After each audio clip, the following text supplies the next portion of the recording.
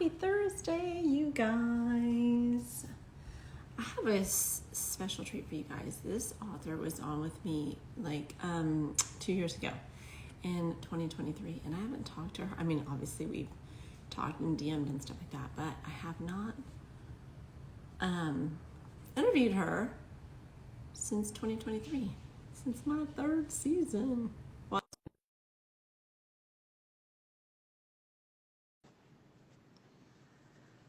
okay.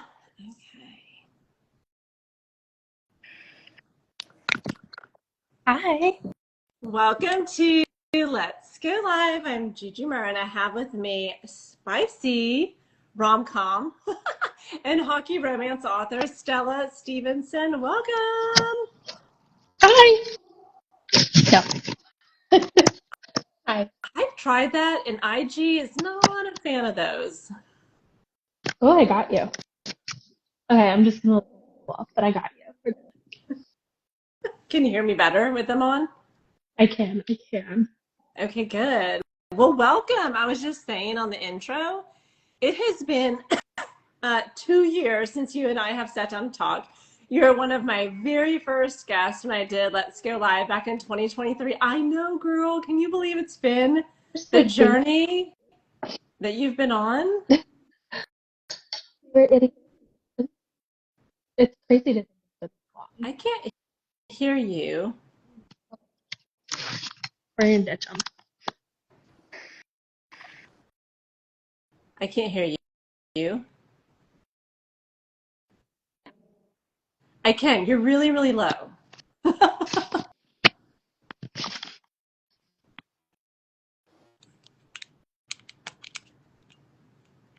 Nope.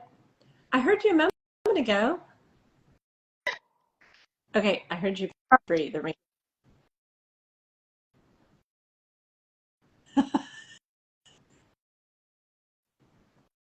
about now? I can. So you're really low. Can you just turn up a little bit? I'm sorry. Girl, we got a whole hour. You're fine. Okay. See. There you are. Got it. Yeah, she keeps cutting in and out. I know. We're trying to get her. Okay, I'm here.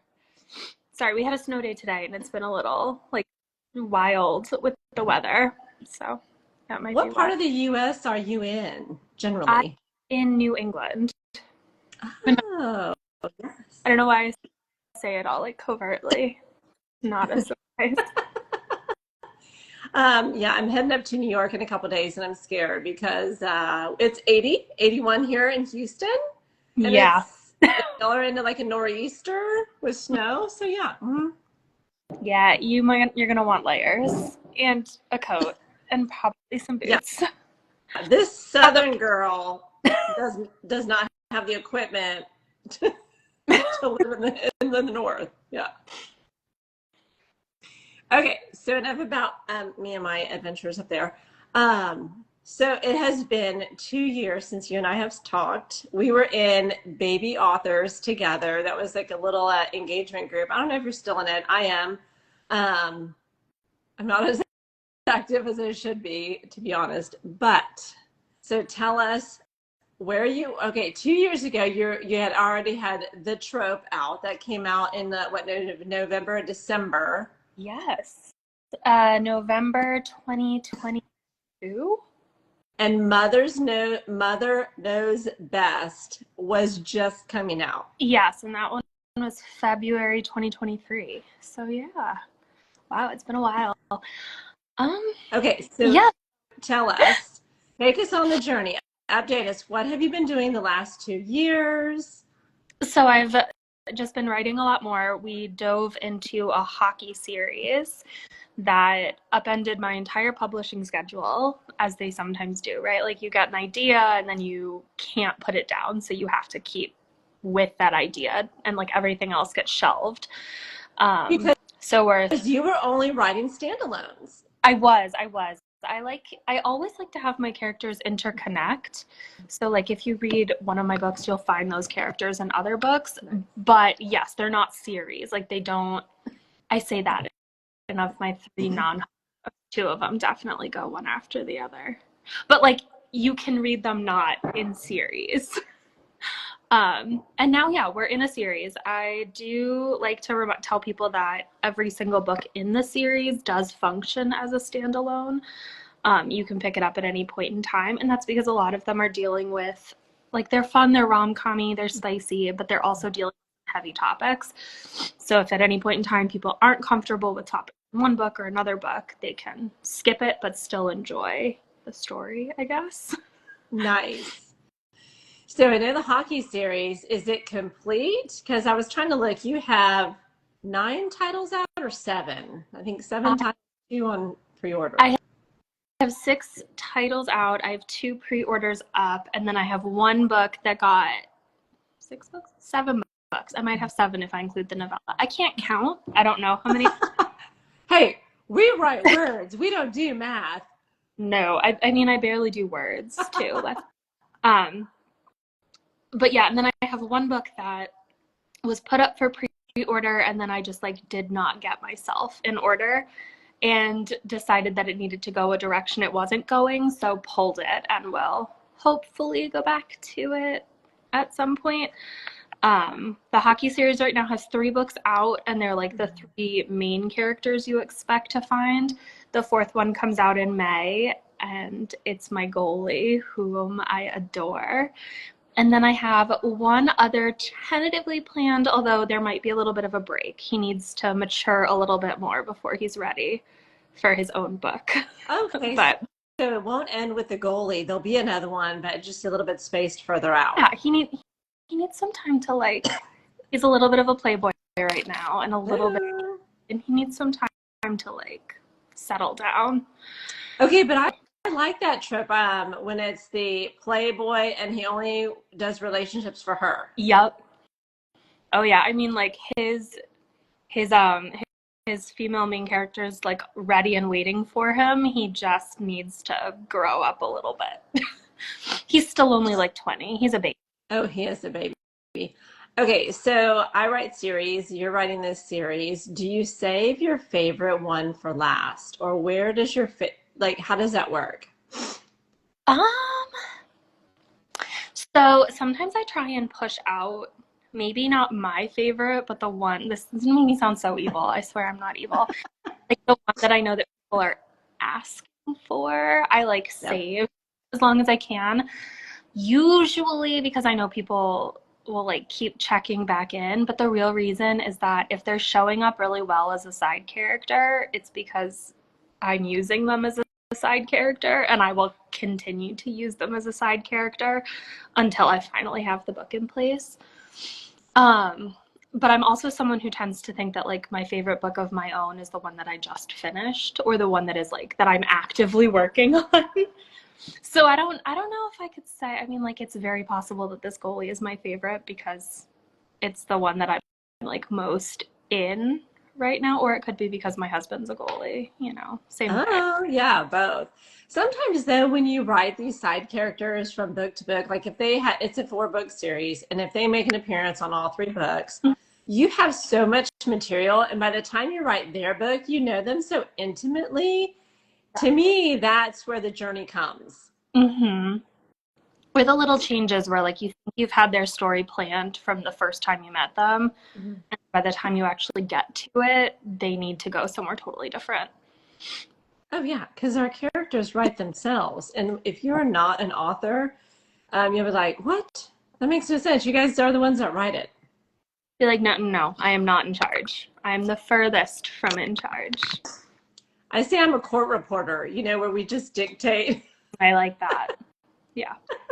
They will tell. Okay, so what is the name of that book that comes out in May? So the one coming out in May is called Left Hand Larceny, which is a term used for goalies when they catch the puck out of air. They basically thieve it with their left hand. Most goalies are right-handed, and so is my character goalie. So they steal it with their left hand. They catch it with their left hand. Okay, so I have a question. So you are married to a goalie. Mm-hmm. Does that help? Because hockey romance, super hot genre, subgenre right now. And so you have to be around it. Like I can't be in Houston writing hockey. We don't have a hockey team. I don't know anyone on a hockey team. We barely have like an ice skating rink at the main mall.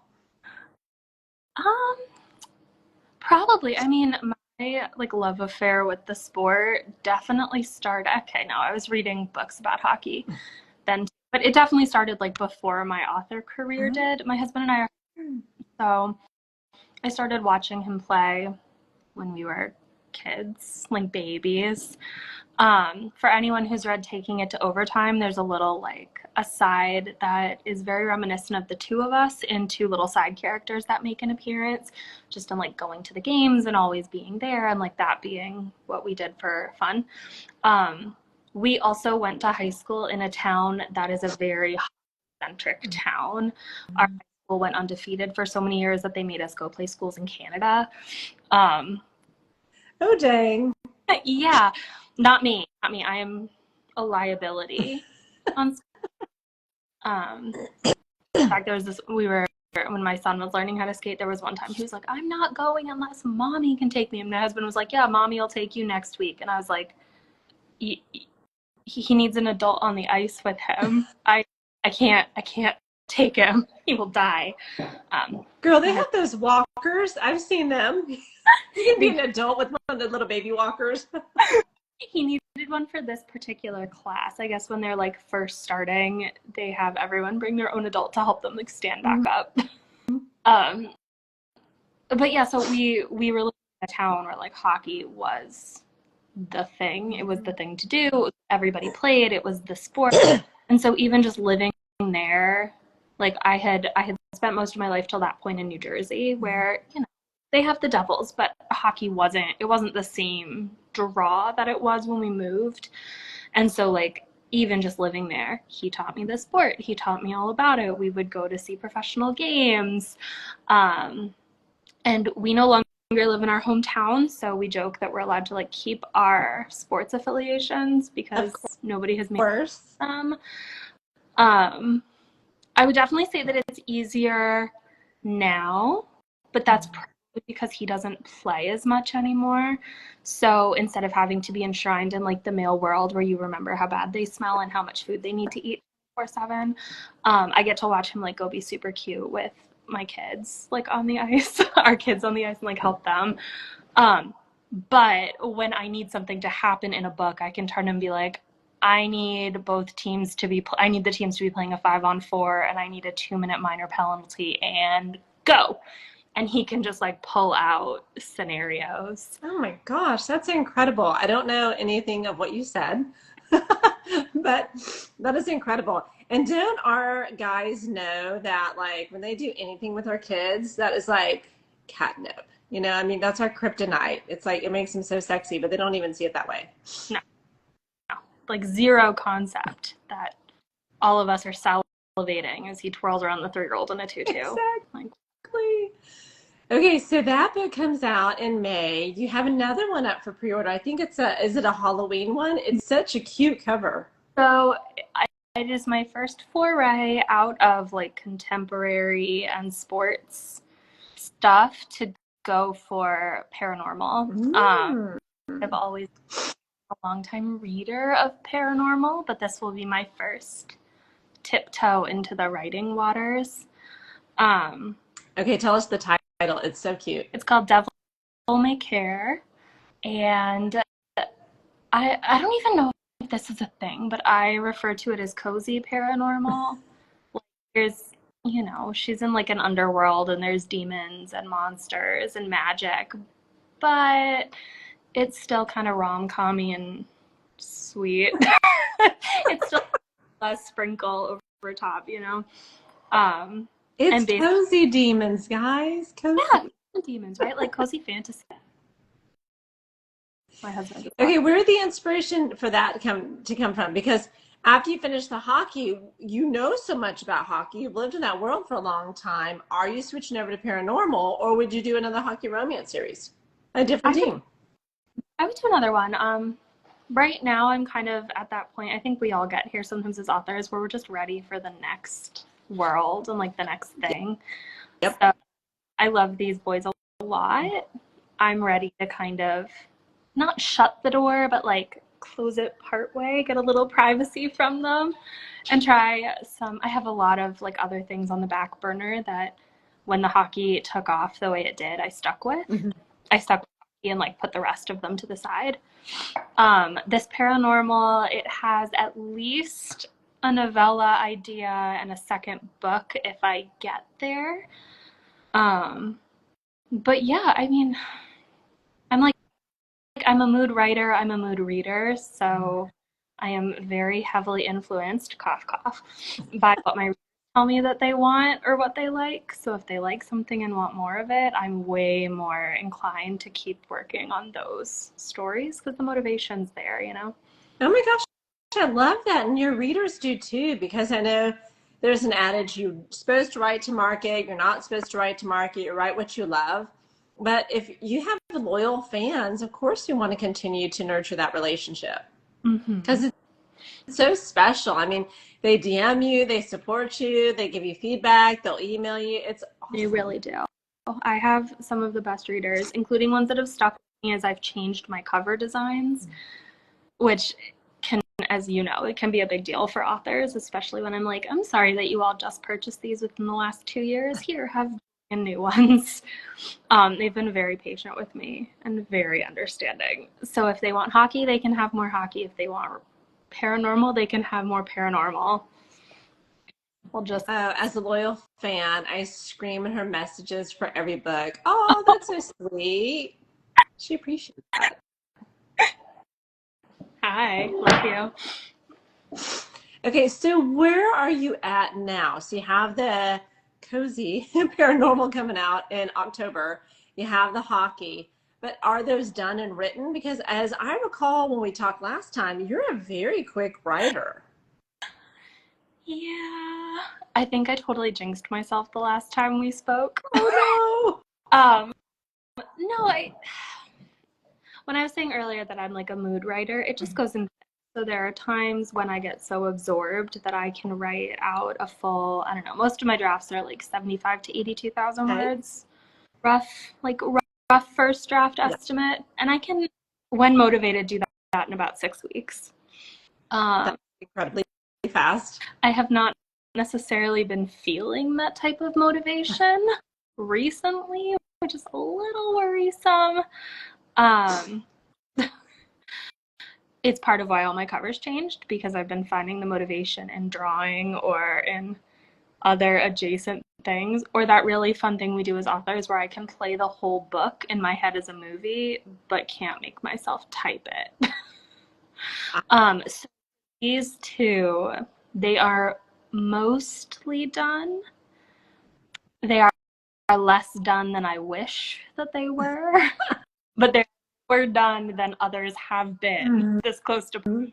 Um, I used to be that I would wait until I had like full drafts written, and then when I was ready to like go back into those drafts, that's when I would start thinking about publishing. And then I realized that I was never going to publish anything because I was never going to think they were done. Oh, I was just going to pushing it off and pushing it off.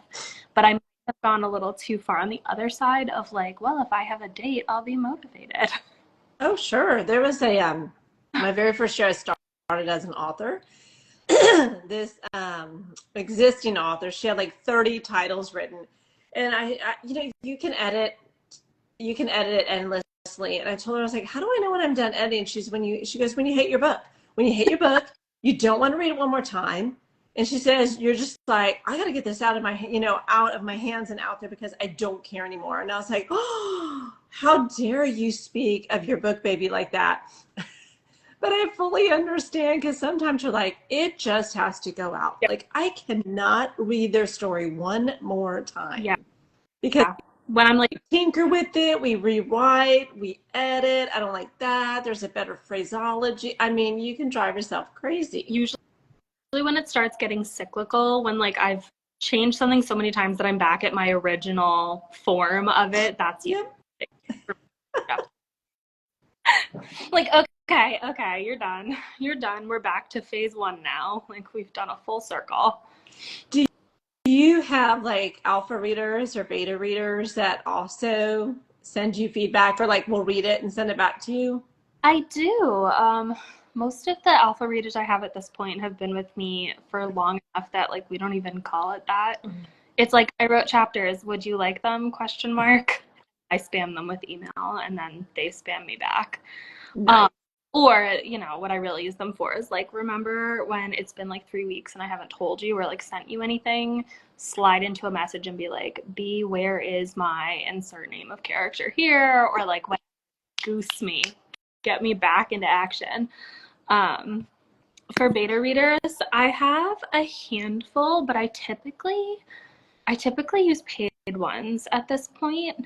And the reason for that is that I usually hand out like a lot of questions and I know that there's a lot of work that goes into more than just like my alpha readers when they're reading for me. It's like, oh, hey, is this their name? I thought it switched. Or like, I like where this is going. Or yeah, I had to put it down 4 times because you lost to me in the middle there. Stuff like that.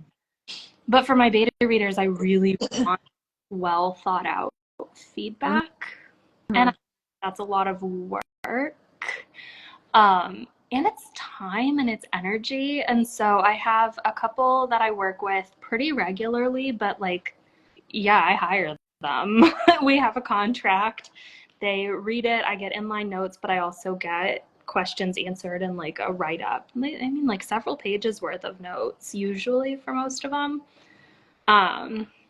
Usually by the time it goes to them, I've gone through it several times myself. And it's like, I feel like it's getting there. You tell me what I've missed type scenario. Mm-hmm. And then I use ARC readers. Where like we all do. Did you find your betas? For those that are watching or listening, if they want to be a beta or if they are authors and they want to find paid betas. Sorry, my cat just, I don't know what she did. So I have had really good luck finding mine on Fiverr. Yes. They are not $5. I will warn you that right off the bat. I feel like nothing there is anymore. But like my first couple books, I would just do like a big call on social media. Mm-hmm. I got some really good people that I like continue to work with, but more often than not, I found that I would find people who'd give me feedback for a couple chapters, but then life would come up or that things would get in the way, which is understandable. Like, I'm asking you to do this and you're getting a book, but like life happens. And especially this is for ARC readers, which are not the same as betas, but I take such a loose approach with my ARC readers. Like, I don't need links. I don't need to know. This is when it releases. If you can't get it done by then, that's fine. Just let me know. Stuff like that. Like, I don't care. So when it comes to the betas, I want to make sure that the people I'm pulling in are going to give me the full, like, picture. Well, if they're paid, they are part of your team, so you want quality work from them. It's about, and I think of it less about, I'm not paying for what's in the report as much as I'm paying, like, compensating them for the time. Yeah.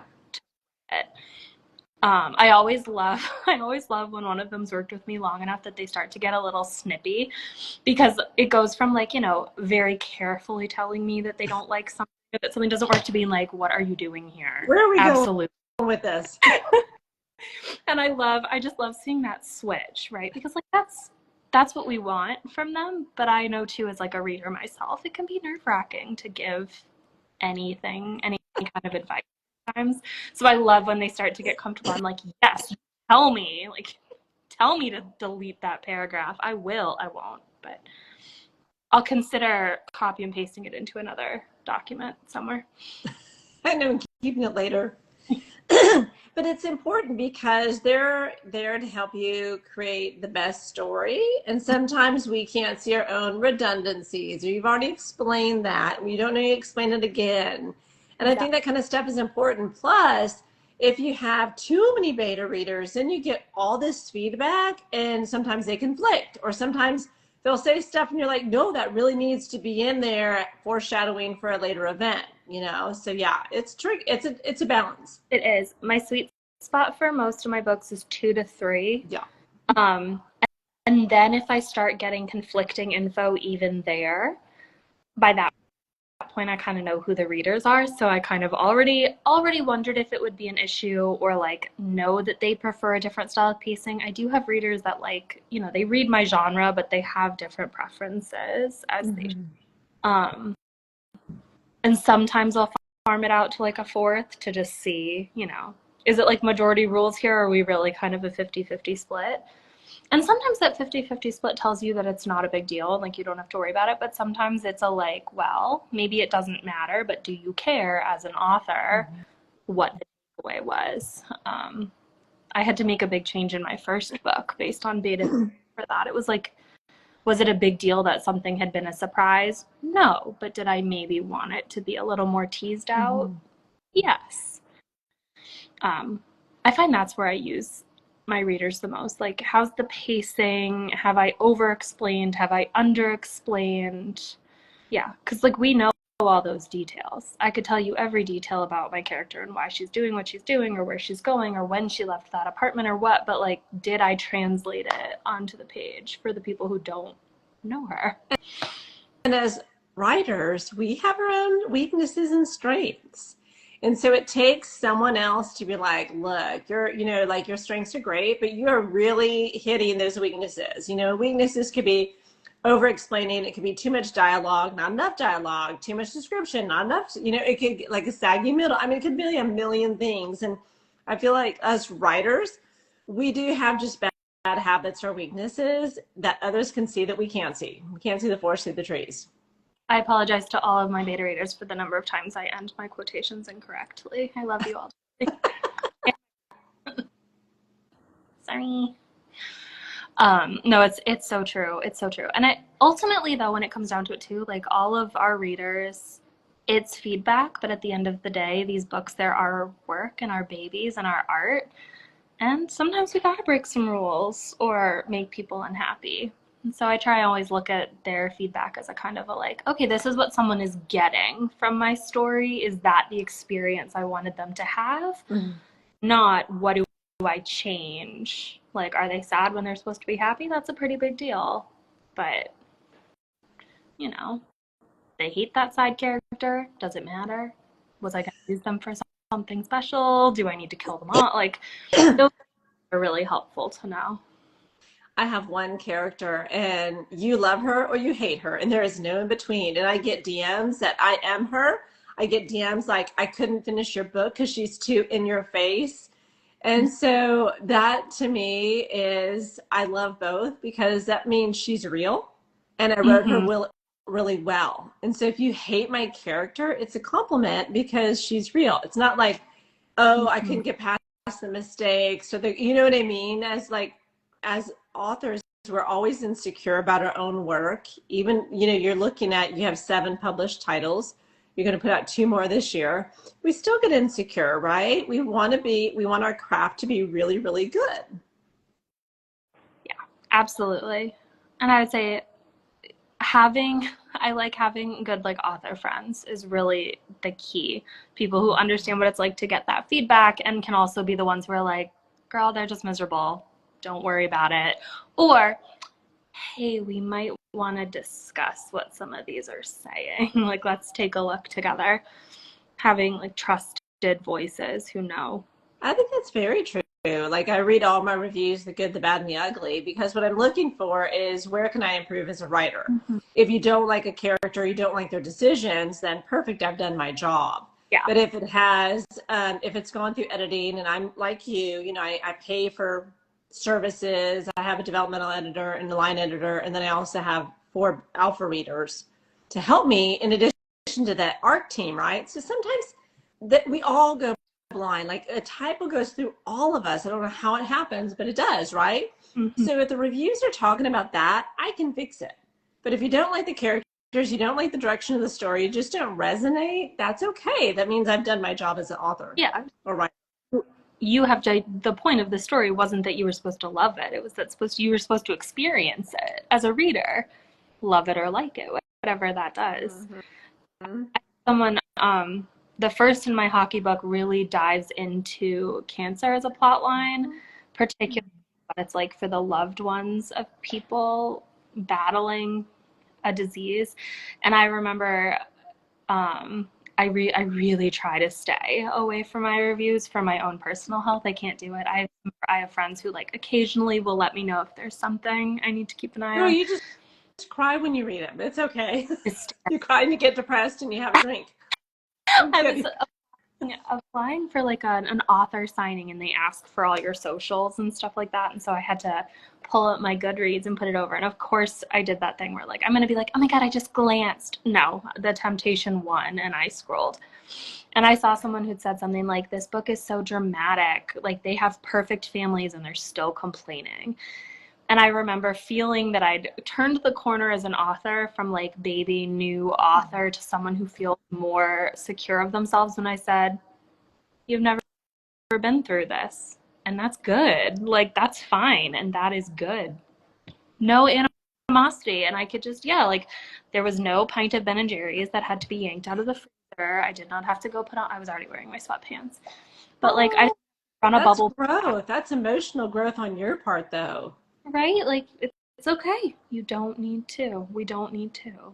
I mean, I think about sometimes it helps to think about, like, everyone says it, right? Read the 1-star reviews of your favorite books. But yeah, even just remembering that, like, we all have close friends who read different things than we read or who write. I think some of my closest author friends write some of the darkest, most unhinged romances I have ever encountered in my entire life. I love it. And then there's me. It works. I know. I have an alpha reader, and she writes. I mean, she reads like the crazy, and she'll send it up in the group chat, and I'm just like, what? And so there is nothing off the table for her. And I was like, girl, and she's like, you should do this, and she comes with all these ideas, and I'm like, I don't even have the skill set. I don't even know where I would start. I don't feel like my soul is dark enough. So I understand what you're talking about. Right. I had to squash a spider yesterday and got a little squeamish. I'm not really sure I can come up with this on my own. Thank you. I will read it. I will read it with the best of them. But yeah. Well, I think that helps. So kind of let's switch gears and talk about what's next. So you have the hockey, that'll be the goalie with the 4th book, maybe a 5th when he matures a little bit. You do have the Cozy Paranormal. What direction is next? And do you know yet? I don't actually. You said you had put a lot on the back burner when you had the trope and Mother's Knows Best, and then the hockey series took off. You said you had kind of some other works that had to go to the side. Would you resurrect those? I would probably, my plan would be to like put those back in. Whether that's like right after October and I decide to like jump right back into them, great. Whether I take one of the ones that's like fully published and ready to go and get it out there. The book that I scrapped earlier this year is Cowboys and Tandy from Mother Knows Best, and You Meet Her Again and Taking It to Overtime. I really want to like bring her back. I have a rock star romance that went on the back burner. It's like the starter books that could be the next thing I do, but none of them are quite resonating at the moment. So for right now, we're just going to close out hockey, kick off Paranormal, and then see what comes next. You tend to want to write what you're reading. So for example, if you are reading a bunch of hockey, then you want to write. But if you do a bunch of, who's that sweet little face? This is the real Stella. You have a cat named Stella? Oh yeah, this is Stella. Oh my gosh, that's perfect. She's beautiful. Yeah, she sits with me. I have who's coming to investigate. Yes and no. So I read pretty much every genre of romance under the sun, but there are several subgenres within there that I just know I'm probably never gonna write in, and like never say never, right? Yeah, fair, yeah. But that right now I have no ideas for, and that like don't draw appeal. But that doesn't mean I won't read them. I will 100% admit that my Cozy Paranormal 100% came out of reading really fun Halloween-esque novellas and being like, darn it, why didn't I come up with something? And then by the time I had the idea, it was like November. Yeah, the season's over. No, I know there's a lot of anthologies that will do, like there's lots of Valentine's anthologies right now, Yeah, lots of Halloween, and then lots of Christmas. And I always think that is the great time to do like an entry into that world to see if you want to create a whole series or a whole, your own universe with that. absolutely. I just did a Christmas one that was like the two side characters in the trope.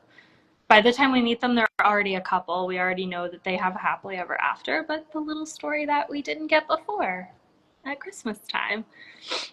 I love stuff like that. So, I mean, Because readers want more of that, right? So they want to know, like, even though you have the book that, like, Mother's Knows Best or the trope, or, don't you have one Black Moth Season? that's my Tandy book that got pushed. I remember that title. That was great. But people do want more of those, right? Even though you've closed out and the story is done, you're like, what do they do at Halloween and how do they handle this? Or, they love those little scenes. I think so. I will admit that this comes back to like my own personal preferences. I'm a person who is done with the book once they're like together, and not the like nebulous third act breakup, but like, okay, if they've overcome it and they're together, I'm out like trout now. The story's done for me as a reader. You're like, no more. Yeah.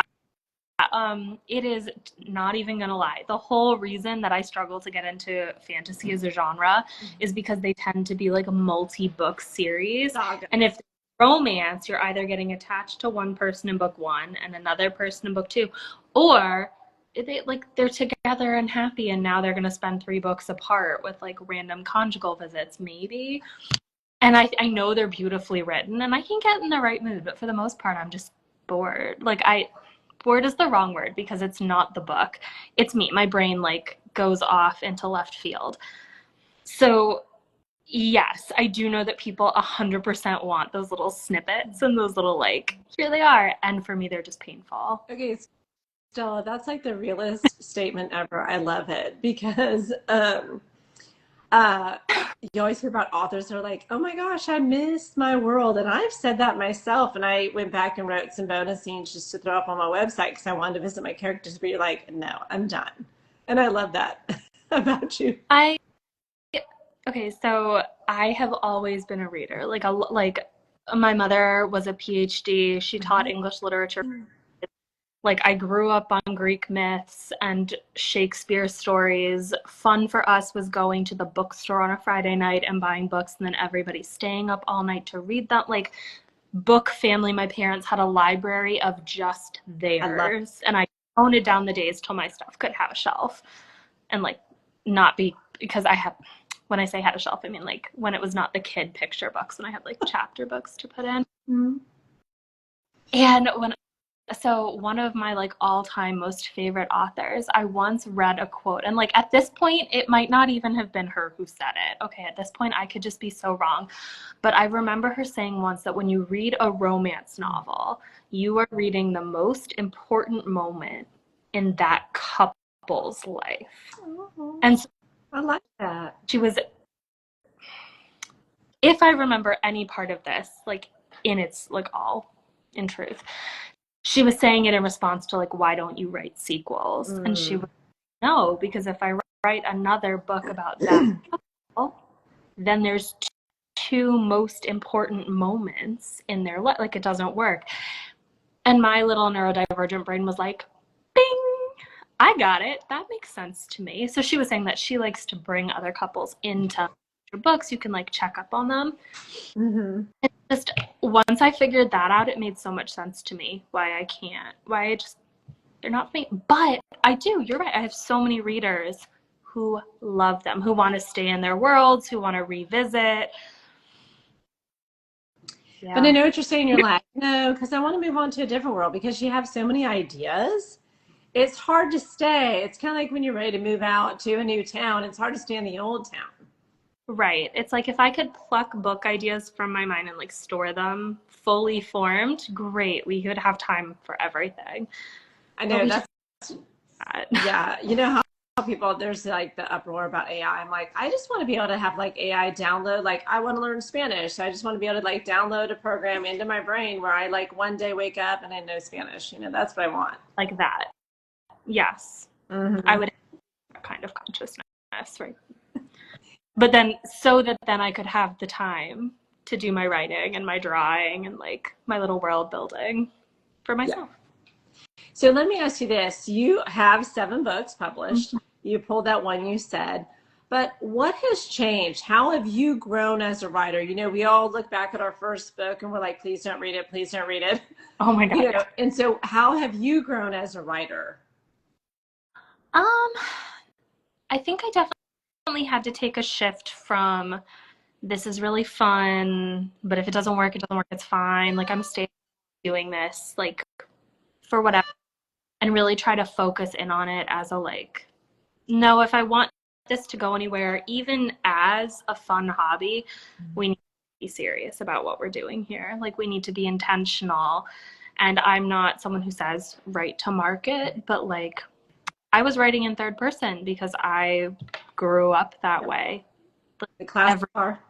Ed was in third person past, and suddenly people wanted first. And I had to take a minute and sit with myself and be like, I'm the writer. It's my choice. Is it my choice to buck the trend and stick with what I prefer?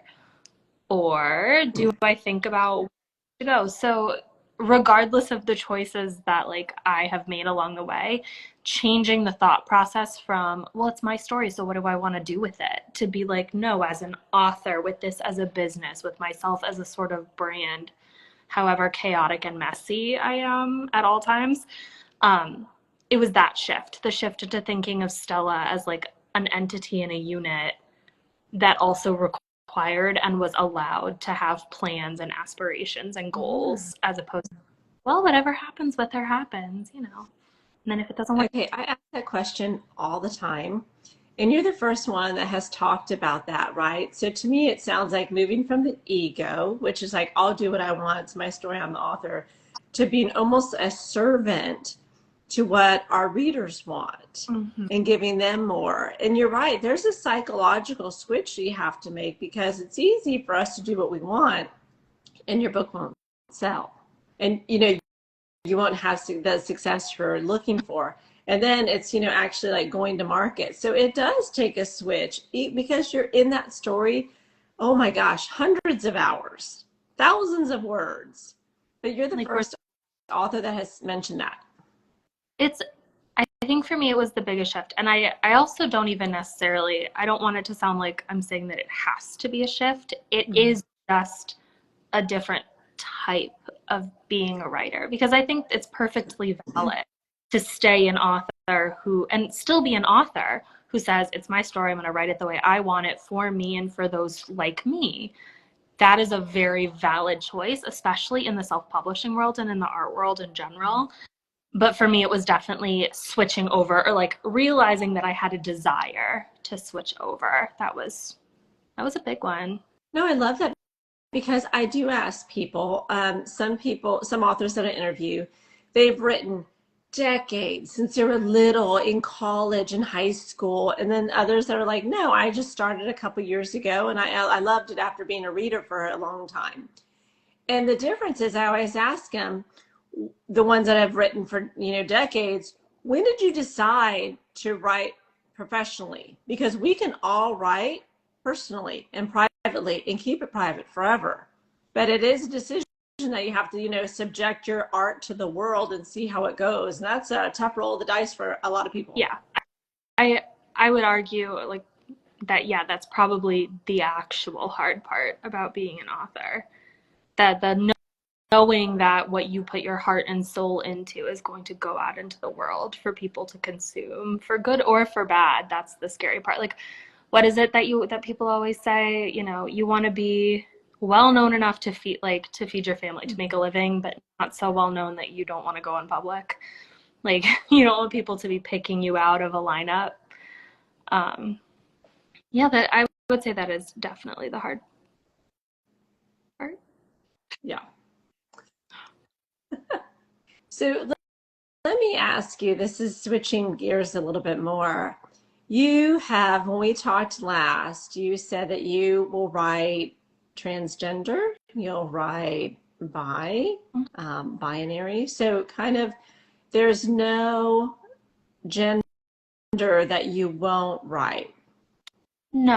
I try to be very careful about authentic Well, voice. I find that to be very brave because right now it is such a divisive topic, but I Hmm. want to get your opinion on it because you come from a place that it's very personal to you.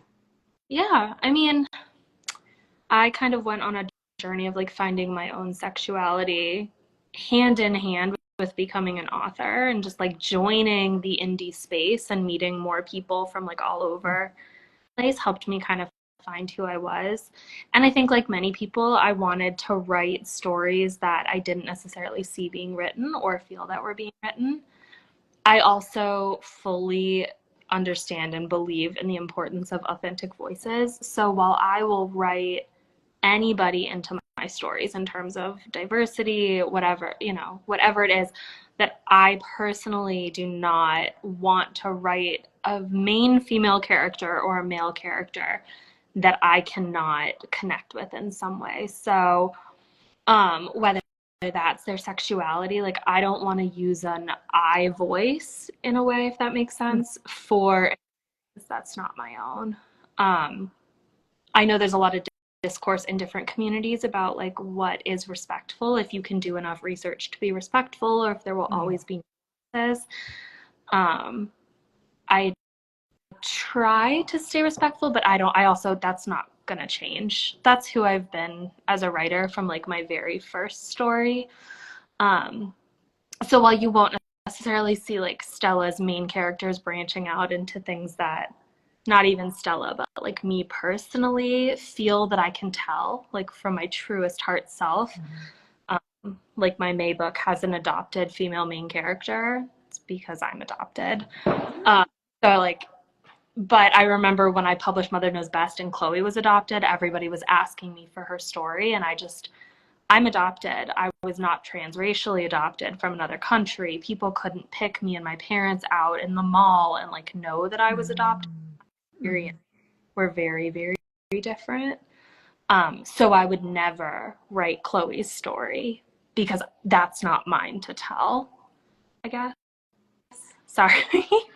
um, but No, I love that, that because readers pick up on it. And that's where I think it can be dangerous for authors. We want to write diversity in all forms because that's the world today. You know, we're not all one type of person. But it's a slippery slope because you don't want to write into a stereotype. You do want to have that authentic voice. You do want to have um, to tell the realist story that you're capable of, even if you don't have that experience. So it's a slippery slope. I 100% stand behind saying get sensitivity readers, specifically from whatever background you're looking for. And the beauty of looking for them is you can be like literally as specific as you want to be. And I have had wonderful readers before be like, I can read for this, but please don't use me, and predominantly in like the LGBTQIA plus community. I can read from this background, but what I tell you may not apply to, like a lesbian relationship or a sapphic relationship because that's not my experience, just so you're aware. And I think leaning into those is so helpful. I've always operated under the assumption that I'm going to do as much due diligence as I can and then do the best that I know how until the point in time when someone tells me to do different. And then hopefully I have all the pieces behind me for them to believe when I say I hear what you're saying and I will do better and kind of move from there. No, I love it because you that talk about putting yourself out in the open for judgment, and I feel that you have such a kind heart where you try and straddle the divide, right? So you're trying to bring representation. You're also sensitive to those around you so that you write, authentic quality stories for those people. And it's hard. And so I know that you're one of the few authors that have really probably been the more vocal of it. I think a lot of authors are kind of scared to take a stance because you can get canceled. I mean, there's just a lot of strong emotions that come on both sides. Yeah, I guess in the way I had never felt that way about like that I should worry about being quiet until more recently, as I'm sure a lot of people would understand. And then it did have to be a conscious choice to decide to be vocal with like what I thought and what how I was going to proceed as an author and like with my own work. Um, and for me, what it came down to was the very fact that I was allowed to decide what I was going to do with Stella Mhm. was a privilege that many, many people don't get. And Stella has a platform and Stella has a reach, which I think is important. And also, let's be real, if you've liked my book so far, like my views should not be surprising. I haven't exactly alienated anybody with them Yeah. because, yeah, it's just, you were saying earlier about authenticity. Like, one of the beauties of being an indie is being able to have control over that whole package and being able to decide what is out there for consumers. And so, I think for me, it can be but yeah, it came down to a choice. Like, what do I feel comfortable sharing? What does Stella feel comfortable sharing? I think it's beautiful and I think it's brave. Thank you. I wish we lived in a time where books and reading could just be books and reading, but I don't know if that's ever been the case or ever will be the case. I don't know. I'm not the most well-read history buff, but I do really enjoy history. I always have.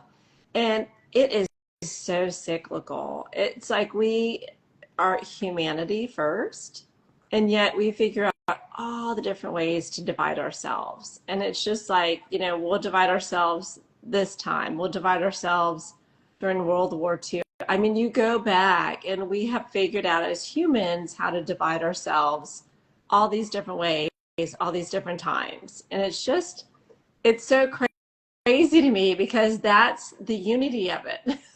Yeah, that's so true. The one thing that everybody has in common, no matter what, is that this is the history we continually lead. Yeah, we have, there's two things I always say is one, we will all die. No one knows exactly for sure what happens. So humanity is on the same level playing field as that. No one lives forever.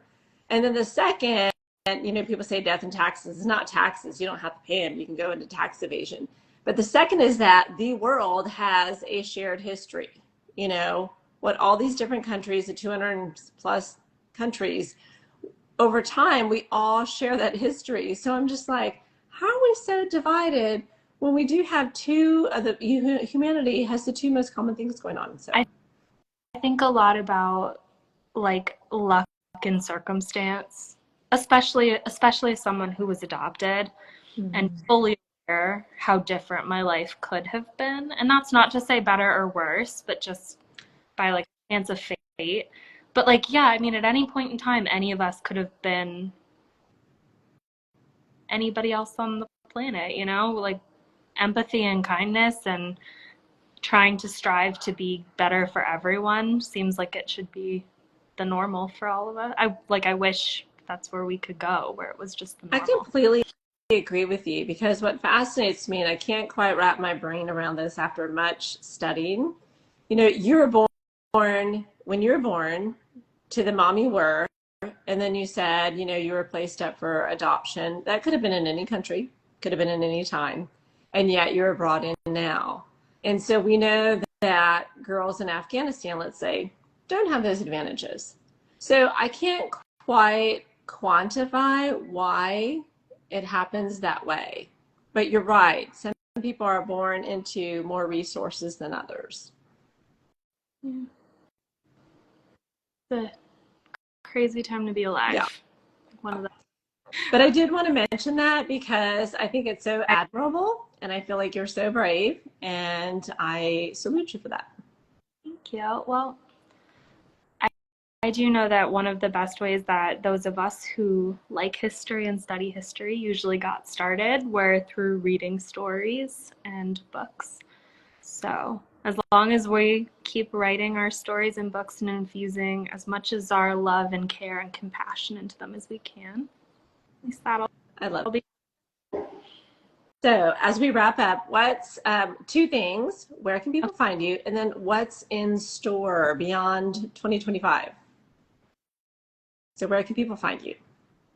Oh my God, I'm going to be really, really, really literal and show my neurodivergent brain. Do you mean like where will I be or like social media?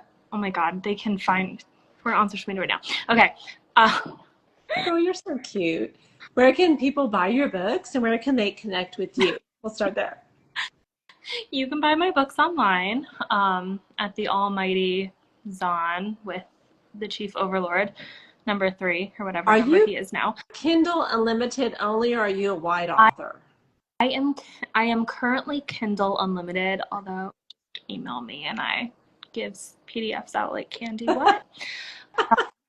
But yes, and then I am wide print. So I'm wide with my print titles. You can buy those anywhere. And I have most of them currently in stock and updated on my website, or on my Etsy shop, which is on my website too. What's your website address? That stock will be dropping a little bit because I will be going to Sports Romance Con at the end of the month. Okay. Yeah. So where is Sports Romance Con? What city? Minneapolis. Oh. My mom asked me if it was in Bloomington, and I had to admit to her that I had no idea. But I am going to Minnesota. That's exciting. At the end of February, so you guys can find her there. Yes. And then what's your website address? Oh, for me, authorstellastevenson.com. Okay, perfect. So what's in store for 2026 and beyond? If you could wave a wand, where would you be? Where would Stella be? New York Times bestseller. No, I'm just kidding. Actually, I'm not going to say I'm kidding. I'm not going to pull that back out of the universe. No, put that out in the universe. Hopefully just still writing more books. By 2026, 27, I will have 2 elementary age kids instead of none right now and 1 next year. So hopefully more time to divert to actual writing during the day and getting stuff done. And I'm probably not going anywhere. I'll still be here. Good. I love it. Well, it has been like a fast hour. And is there anything else you want to cover since you have a couple minutes left? I think we've had a really great chat tonight. I just